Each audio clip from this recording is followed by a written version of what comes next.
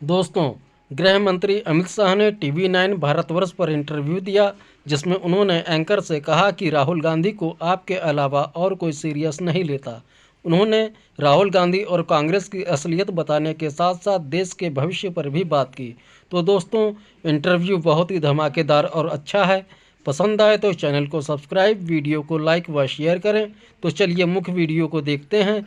राहुल गांधी एक बहुत बड़े संवैधानिक बदलाव की बात कर रहे हैं। वो कह रहे हैं कि अगर उनकी सरकार आई तो 50% आरक्षण की सीमा जो है वो तोड़ देंगे। देखिए, राहुल गांधी जी को आपके अलावे देश में कोई सीरियसली नहीं लेता है भैया। आप इतनी शिद्दत से सवाल मत पूछे मुझे। नहीं, लेकिन मैं एक सवाल और ज़रूर पूछना चाहूँगा आपसे।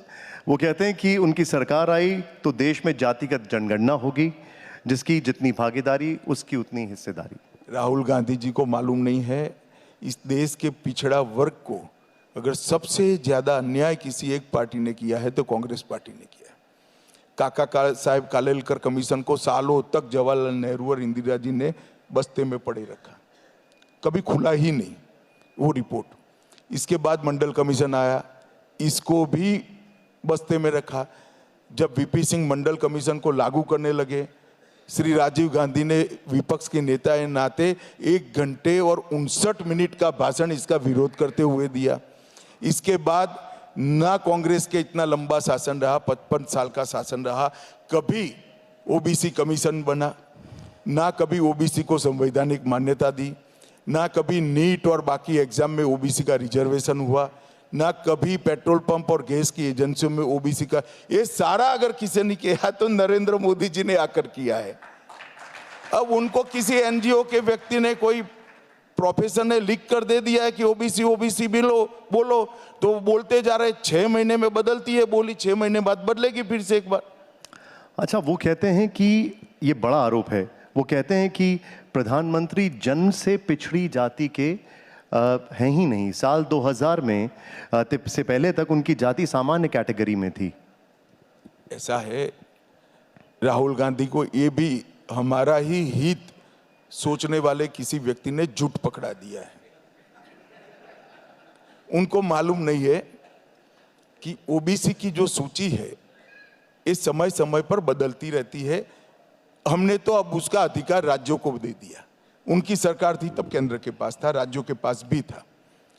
ओबीसी की सूची में 1994 में 25 जुलाई 1994 में मोदी जी की जाति गुजरात की ओबीसी की सूची में शामिल हो गई। देश भर में तो थी, देश भर में थी, मगर 94 में।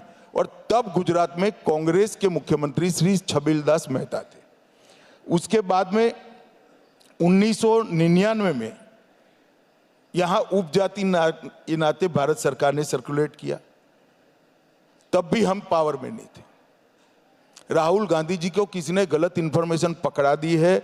मैं एक बार इसका स्पष्टता भी कर पाया, मगर वो 6 महीने के बाद ही कैसेट रिवाइंड होता है, तब तक बदलता नहीं है। तो वे कल भी बोलेंगे यही चीज और आप उसका सवाल भी पूछेंगे। कम से कम आप कैसेट में मत फंसिए। गृहमंत्री जी, मेरा आखिरी सवाल। 2024 के चुनावों की उल्टी गिनती शुरू हो चुकी है। तारीखों का भी जल्दी ऐलान हो जाएगा। आपके पार्टी जानी जाती है रिसर्च, एनालिसिस, सर्वेस के लिए। अमित शाह जी का सर्वे क्या कह रहा है? कोई सर्वे की जरूरत नहीं है। मोदी जी ने कहा है 400 पार, तो हम निश्चित रूप से 400 पार करेंगे। इसमें किसी को कंफ्यूजन रखने की जरूरत नहीं।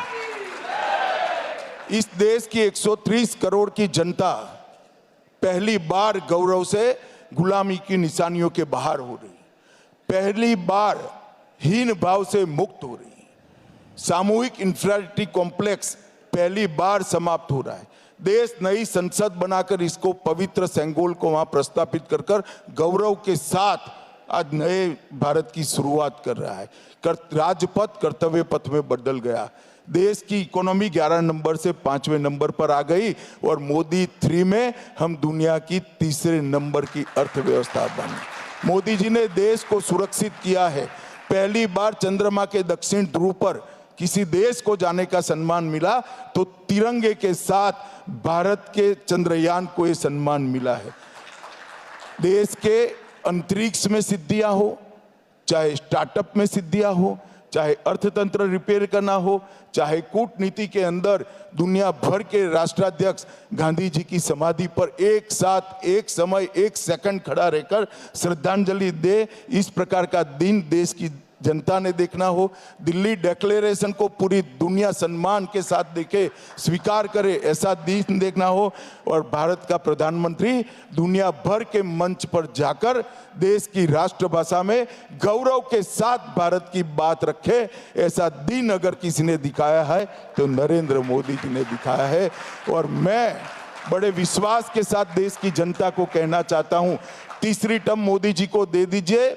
2047 में जब आजादी की शताब्दी मनाई जाएगी, हम तो शायद नहीं होंगे दुनिया में, परंतु युवा लोग याद रखें, 2047 में भारत हर क्षेत्र में पूरे संसार में सबसे प्रथम होगा और भारत माता विश्व गुरु के स्थान पर प्रस्थापित